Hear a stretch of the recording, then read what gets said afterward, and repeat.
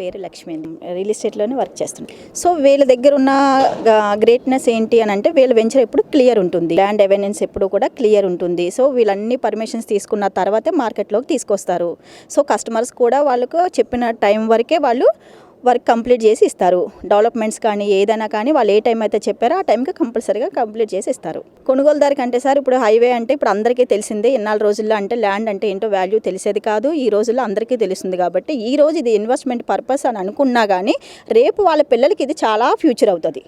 అంటే ఇది చాలా బంపర్ ఆఫర్ మాకు లాంటి వాళ్ళకైతే. ఎందుకంటే ఇప్పుడు గోల్డ్ కొనేలా లేము, ఉన్న గోల్డ్ కాపాడుకుంటే చాలు అనే స్థితిలో ఉన్నాము. అయినా కానీ వీళ్ళు రిస్క్ చేసి ల్యాండ్ అవెన్సీ వాళ్ళు గోల్డ్ ఇస్తున్నారంటే చాలా హ్యాపీ. లాంచింగ్ రోజు వీళ్ళు గొప్పతనం అంటే సార్ వీళ్ళు ఏం చేస్తారంటే ఏదో మార్కెటింగ్ టీంకి అప్ చెప్పేసామా, ఏదో వర్క్ చేసే వాళ్ళకి అప్ చెప్పామా అన్నట్టు ఉండదు. ఏదన్నా వీళ్ళు ఫస్ట్ నుంచి లాస్ట్ వరకు వీళ్ళే అన్ని దగ్గరుండి చూసుకుంటారు. ఫస్ట్ క్లయింట్కి ఇంపార్టెన్స్ ఇస్తారు కాబట్టి వాళ్ళ నుంచి అన్నీ కూడా వాళ్ళే చూసుకుంటారు. ఎవరి మీద డిపెండ్ కారు వాళ్ళు. ఇప్పుడు వీళ్ళ దగ్గర ఎవరైతే ఫస్ట్ జర్నీ చేస్తారో అలా ఎప్పుడు జర్నీ చేస్తూనే ఉంటారండి. ఎందుకంటే వీళ్ళు చెప్పాను కదా, ఏదైనా మనకి కమిట్మెంట్ అది కరెక్ట్ ఉందంటే ఎవరిమైనా జర్నీ చేస్తాం.